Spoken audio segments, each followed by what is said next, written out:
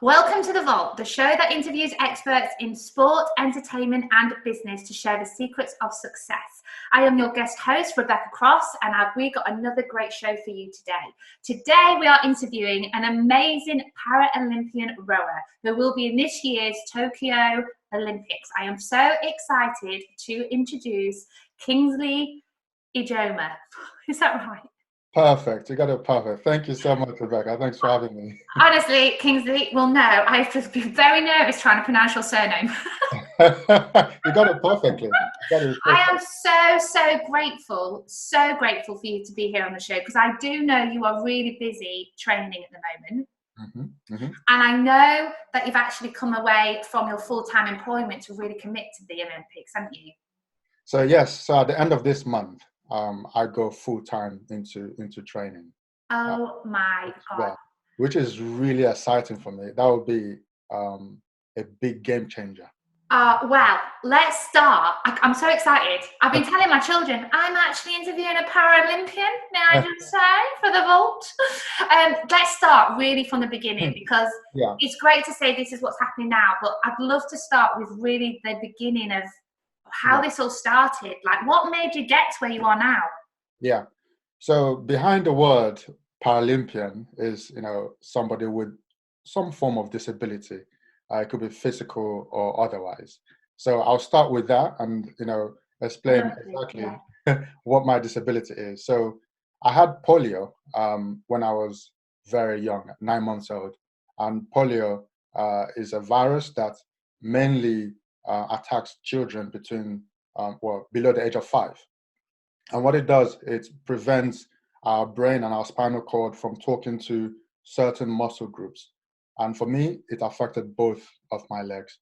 So that means that I have to walk with a pair of crutches or wheelchair when I come to going to long distances. So because I had polio at such a young age, I basically didn't develop the muscle I need to be able to walk. So I've always had that, polio as far back as I can remember. And when people always ask me, so how does it feel having polio and how does it affect you? For me, it was just a normal thing, because I don't have any memory or recollection of my life, before I was 9 months old.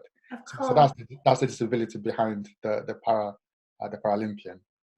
That is really courageous in itself, because going through, though you know no different in that respect, going through school, going through sport, and I'm putting a smile on my face, because it just shows already, and I know we're going to find out more of how you've got to where you are, but you are doing a sport with your disability. That is absolutely amazing. So going back to when obviously you've had polio, you've not been able to walk. Yeah. I know you've had your struggles, your challenges. I'd love you to tell us right from the beginning what has been the lowest moments, for you to show people that it's not always been amazing giving up your full-time job to be a Paralympian. Oh, yes. Really to tell people how you've got to where you are. Yeah. So disability basically changes lives, like, drastically. So one moment you're able-bodied, and then due to war or accident or something, your life takes a completely different turn. And for me, because it happened at such a very young age, the change was very gradual. And as I got older, a lot of insecurities basically started showing themselves. And for me, as a child, I struggled. You don't think about this, but people with disabilities, especially physical like mine, I had a lot of body issues, body image issues.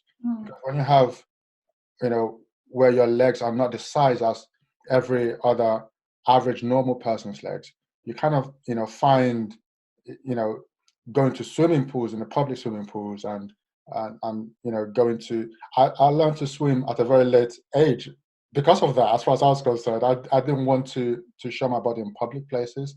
I used to wear shorts and put tracksuit on top of that, and I put jeans on top of the tracksuit, just so I can have that volume and stuff like that. I remember growing up has been huge insecurities for me. Yeah. And when I think back now, every aspect of my life was basically governed by, you know, a lot of insecurities to do with a disability, from what sort of job would I be able to do in the future, you Yeah. know.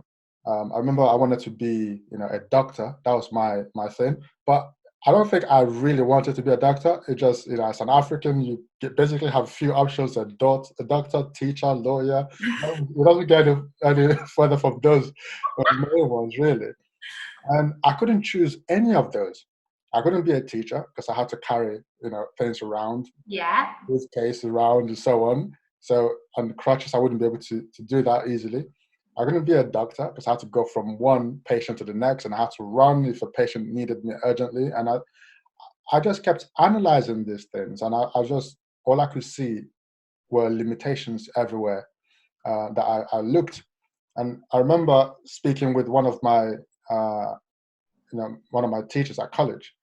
This is when I moved from Nigeria to England with my family. I was 14 years old at this point. Yeah.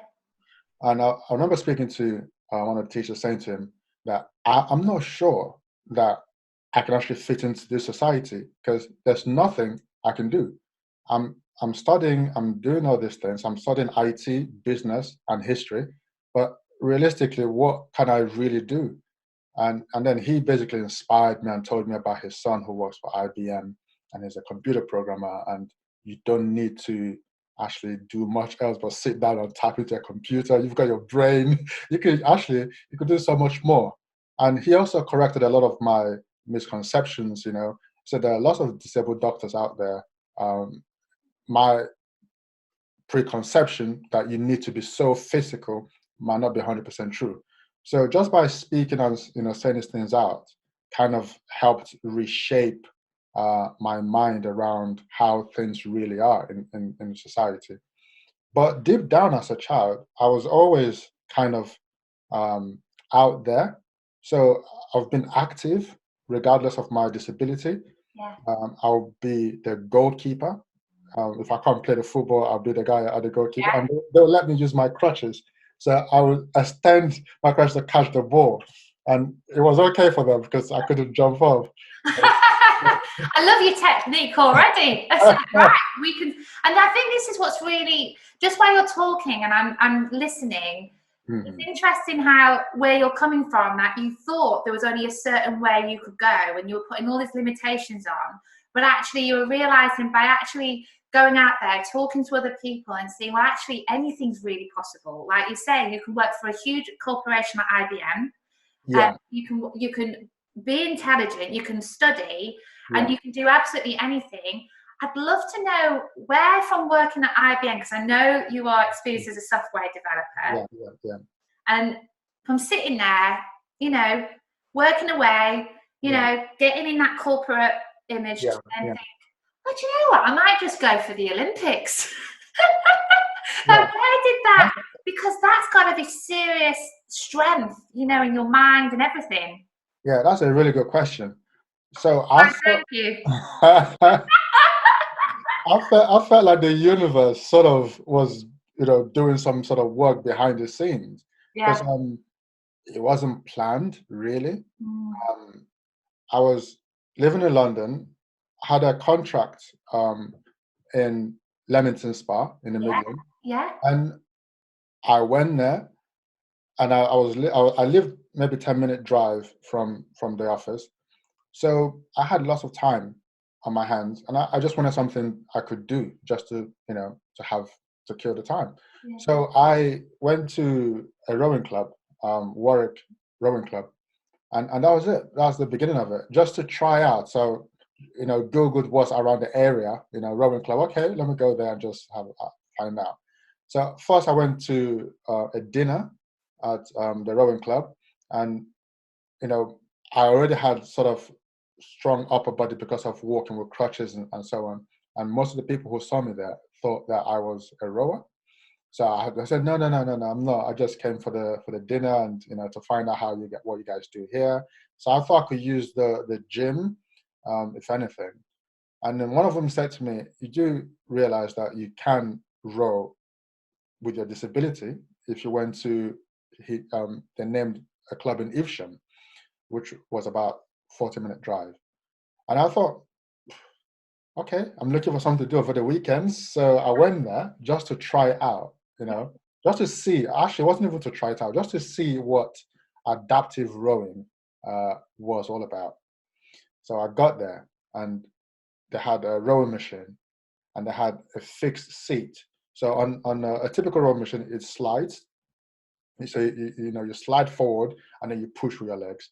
But because my legs haven't got enough muscle in them, I couldn't push with them. So they had a fixed seat for my classification, basically people who row with just the upper body. And I sat there and I just had a go at it for about 5 minutes. And the coach that was showing me how it worked ran out the room and came back with someone else and said, look what he's doing, look at what he's doing. And I didn't know, because I've never been on a rowing machine ever. And they were so impressed with what I did, and I wasn't even sure what I was doing, because I have no way of measuring. So they were so impressed by that. And they said to me, listen, you've got something here. Why don't you come back next week and let's put you out on a boat. We need to sort a boat out for you, and so you could try it out. Wow. I thought they were just joking. They're just, trying to get me to join the club, whatever. So I went the next weekend and went out on the water, and that just blew my mind. That was, for me, I think I've said it some time ago somewhere, that for me, it felt like learning how to walk, but on water. It was amazing. It was a different form of moving that I just never experienced before. You see, this is interesting because while you've been talking, especially like with when you've obviously known no different with your disability, and you said you swam very later on in life. Was it the connection with the water, or was it just the motion of being able to, to actually operate the boat, to actually feel that you are doing something? Like, was it like your soul was calling out to something that, oh my God, this is what you're meant to do?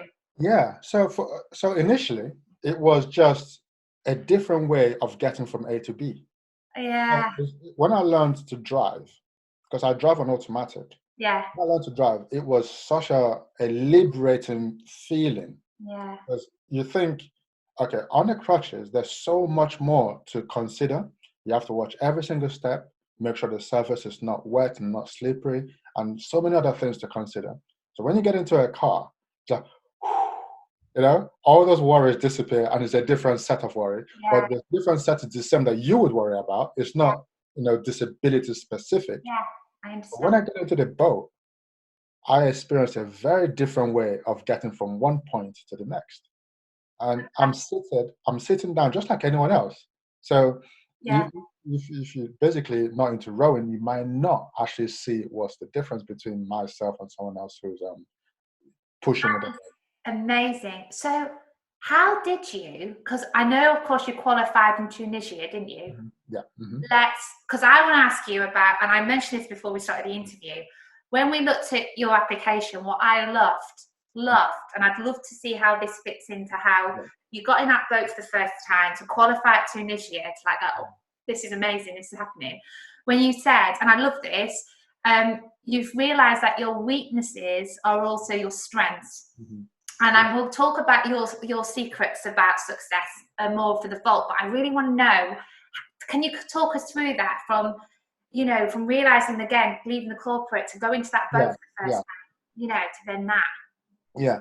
So when I joined Evesham Rowing Club, which is where I started rowing, I had no plans of making it this far. Basically, I did it because it was a passion. It was something that I really enjoyed, and it gave me that extra freedom that I've never experienced before. And the peacefulness of just being out on the water, and it's just incredible. It's basically is amazing for anybody to do. So when I was out there and doing that, it was fun. It was great. And then I had my first regatta, my first competition. So that was when I got hooked on it. So it was at Oxford City Regatta, maybe about 4 months or so after I started rowing. So that's where I I realized I was very competitive in the sports world. So prior to that, it was always been, education and computer programming. So this is the first time I was using physical body to compete for something. And that was basically my drug. I wanted to get better and better and better, and stepped up my training. So where before I went maybe just on Saturdays, then I went Wednesdays, I went Saturdays, I went Sundays, and it kept stepping up and stepping up. So I went from Evesham Rowing Club to another rowing club, Stratford upon Avon, because that was closer to where I lived. But at Stratford, they had no adaptive rowers, so people with disability. They had no coaches, no boats or anything. But they actually just welcomed me and said, "What do you need? We'll get everything that you need for you." I, I moved with my coach from Evesham, and they sorted everything else out for us.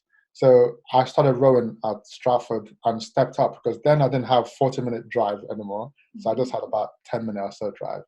And again, I stepped up the training, carried on with the competitions.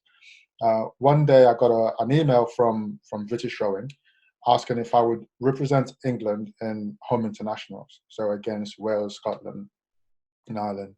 So that was in Scotland, the competition. So I said, of course I would. I'll do that, because at this point I'm getting that buzz for competing. I've been competing in local regattas around the country, and I went and I won gold in that. So that was the first time I kind of competed in that kind of big scene. So the first time you do your proper, you get gold. Yeah. I think you might have a knack for this, Kingsley. I think you might take this all the way. that basically fed into my adrenaline junkie sports person's mind. So I just carried on, competing after that, doing more local regattas. And my contract ended in the Midlands, and I had another contract in Ascot. So I moved to Ascot, and then I joined the rowing club where I am now, which is Marlow Rowing Club. So at Marlow, they had more adaptive rowing, more coaches, and it was basically a massive club. So that gave me more exposure and gave me the chance to compete at even higher level. Yeah.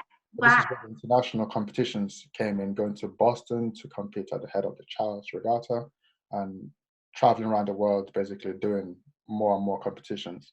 Now, this sounds amazing, right? And I love this. And I want to go back, because this is coming back to my question to you about how your weaknesses are your strength. Because I believe we all know, don't we? Life has its ups and downs. And though you knew no different with your disability, you're working with teachers, coming over to England. Yeah. I'd love to ask, if I may, up to literally dealing and growing up and coming over to another country, qualifying at Tunisia. Yeah. And this is really related to the weaknesses, how that can be your strength. Yeah. What has been the rock bottom moment? Have you ever been at a rock bottom moment where you think, oh God, I'm just not sure about this? Has there been that moment on this journey? So everything I've pointed out so far, every bit of success I've had has always been to do with something related to my disability. And prior to that, what I tried to do was to hide my disability. And what I now do is embrace it. So my initial stance was, okay, I have a disability, and now let me hide it. And almost I was in denial of my disability initially. And it got to a point where if somebody said to me, oh, did you break your leg playing football? That would be the best compliment I ever had, because I didn't want to be identified as somebody with a disability. I wanted to pass as somebody who broke a foot. So that was limiting me on so many levels, and I had no idea about it. So, and that was a fight I was never ever going to win, because I had a disability, and that was that. It wasn't going to go anywhere. Mm. The worst moment that I can remember was a few months before we basically moved from Lagos to London. I remember becoming more and more religious and going to church more and more, because I hoped that I would be healed. And therefore, when I come to London, I wouldn't need to explain to anybody what my disability was. Because I had this notion that I was going to a new setting, I was starting a new school, and then I had to explain to all these guys what polio was. Especially since I've done a research and I found that polio was eradicated in England like in the 50s or so. Mm. So I'm going to come, eradicated in England much earlier than that, much more earlier than when I arrived. Yeah. So it's people who are basically in their 50s, 60s who might have polio. And here I am as a teenager, and I'm going to have to explain to my fellow classmates what polio was. And I didn't want to do that. So that was feeding into that, hating yourself and limiting your own potentials based on what you identify as a weakness. So what changed for me was a lot of different factors. One is when I started mixing with other people that had disabilities, and they inspired me, especially people who haven't been disabled all their lives, people whose life changed just like that, and you see them struggling with emotions, having very low moments, and I kept wondering, I don't know why you have such a dip, because I've maintained a level, which is basically, I don't like myself, and I'm going to maintain that level of I don't like myself, indefinitely, until one day I can fix it. So when I start hanging around them and talking to them, I start realizing that we're all very different, and I can see what they don't like about their current situation, and I started seeing what I didn't like about my situation, and I realized that it's only until I embrace my full self, that was only when I can actually begin to make the changes I needed. And one day someone, it was in East London in Walthamstow, someone said to me, I think it's not a Jehovah's Witness, but a Christian, he said, I want to pray for you because God can heal you. And I said, I don't need healing. I am actually happy with myself. And I think it was when I said that out loud, that was when I started embracing myself, and I decided to be the best version of myself. That was the catalyst that changed everything for me.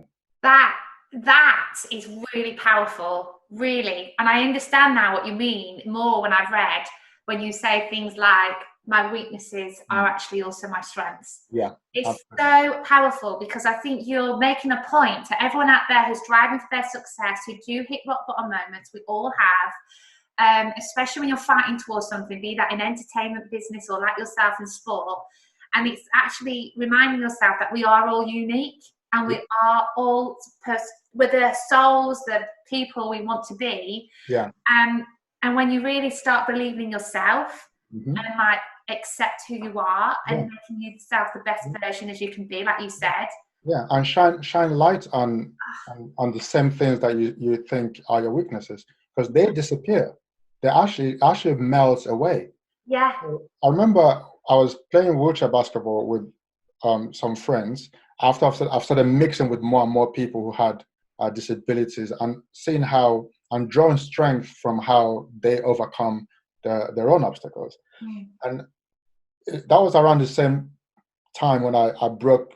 I ended a long-term relationship, and I wanted somehow to do what everyone else does, to go and find yourself, to travel and do stuff. And I realized that I couldn't actually travel on my own. I couldn't carry stuff. I couldn't carry my luggage with me, and etc. And I spoke to one of the guys at the wheelchair basketball, and I said, "Man, I would love to go travel. I like to just travel around. I'm learning Spanish. I like to go through Spain and so on." He said, "Why can't you do it?" I said, how am I going to carry my luggage? How am I going to do this and do that on crutches? He said, why don't you get a wheelchair? And that basically meant admitting that I am disabled, right? That meant for me then stepping back. And I thought, why don't I get a wheelchair? I said, because I don't need one. He said, clearly you need one. How else are you going to travel around if you don't get one? You know? I said, but people who need wheelchair are people who use wheelchair full Yeah. time. And of course, I was wrong because he didn't use a wheelchair full time. He could walk short distance, but not long distance. So he used wheelchair and without wheelchair. So I got a wheelchair, and that gave me all the freedom that I needed. I remember my first trip was to Madrid, Wow. and I went on my own. I brought a bag that fits the back of the wheelchair, so you could drag it along with you. I'll send you a picture of that actually, and that was the freest I've ever felt, you know. And if I didn't um, give in to my so-called weakness, if I didn't shine a light on it, I would never ever have experienced that freedom. That is fantastic, because actually you were saying, you know, I felt I'm going backwards, but actually you realizing who you truly are and adapting and having that flexibility was actually putting you forward. Exactly that. Yeah. So when I say your weakness is your strength, it actually is, because you can only be the best version of yourself. And when you say it out loud and when you take actions based on those things, it actually stops being your weakness. So today I have no issues traveling on my own to any country. And next month, for example, I'll be going to Portugal for a training camp. I'm going on my own. So I wouldn't be able to do that sort of stuff if I didn't first admit and say, okay, I have this insecurity or I have this issue. And every problem has a solution. 100% agree with you with that. Yeah, 100%. And you're so right. Now, before I ask you some other questions, which are very cheeky ones, really, but I want to know what is happening now, because we have got the Paralympics coming up. Yeah.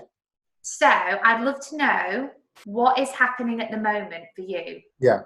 So at the moment, up until now, I've basically worked as a software developer full-time, and I've been training part-time. Yeah. And I've somehow managed to get to where I am by doing that. So where I am at the moment is trying to make that transition. Everyone that I'll be competing against in Tokyo in August are full-time athletes. So they basically train 6-7 hours a day, and they get to have rests in between sessions, you know. So that helps you prevent injuries, you know, and you're training at your optimum time. So right now, I go to train early in the morning, and I try not to do too much because I have to work, you know, from 9 a.m. And then I have to go and train in the evening. But at this point, mentally, I am exhausted, so I'm not training at the best time. So from the end of this month, I need to make that jump. And that jump basically is train full-time for the next few months. Wow. So that is, again, and this will be quite suitable when I come to my next question for you. You are doing what I always say to many people when I'm speaking to them is, when you really want to go with what you want to go for, you have to take a leap of faith. Absolutely. So I'm jumping, and I'm hoping someone will catch me. Yeah, you're jumping, my friend, and I know someone will catch you. I'm hoping someone will catch me. So don't worry. Yeah, so I am seeking for sponsorship, for contacts, and anyone that can put me, you know, in front of, you know, the right person, basically. So any sponsorship I can get that can help me sustain the coming months would be fantastic. And I'd love it if anybody is watching the show is interested in that, to contact us in the show, because that would be great if anyone can get in contact to help with sponsorship and how that all works. Yeah. What I want to ask yourself, because I know we've gone backwards and forwards in terms of your journey, if you were going to be speaking to your younger self right now, okay, and I'd love it if you looked at direct to the camera as if you really were talking to your younger self, what would you say to that younger Kingsley? I would say, everything turned out just fine. All the worries and everything that you spend hours and hours going over in your mind and over again, don't worry about those things. Just take action. Take action.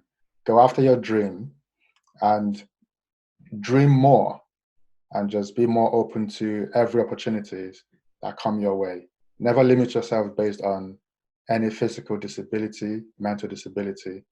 Always see the world as your oyster and just keep going and be happy and be a good example to everyone around you.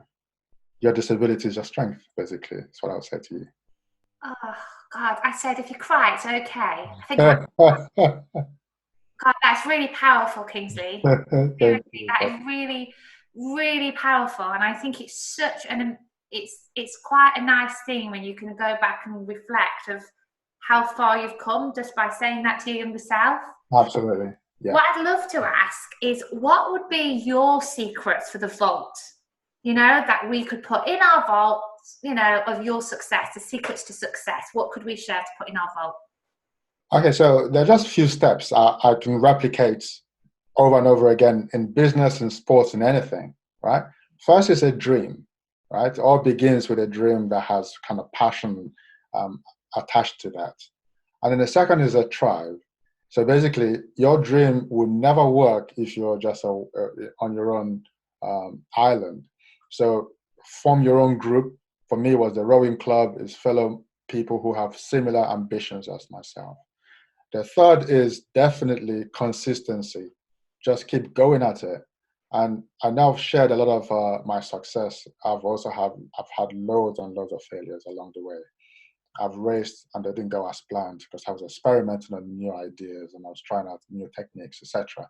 And that's life. And I have to take every winning and every loss as exactly the same.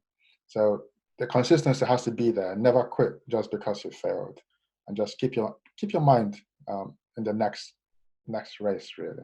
I love that. I agree with what you're saying as well in terms of the consistency on your response. It's kind of stay neutral, a win or a loss, you're going forward still, you're learning, keep going. I love that. That's really powerful. Okay, if you may not have one, but do you have a prized possession? My prized possession is definitely my mind. Oh, that's a good one. That's a good one. I've not heard that one before. That's a clever one. And that will be with you. That's a good, you can't lose that one. I like that. You can't take that away from me.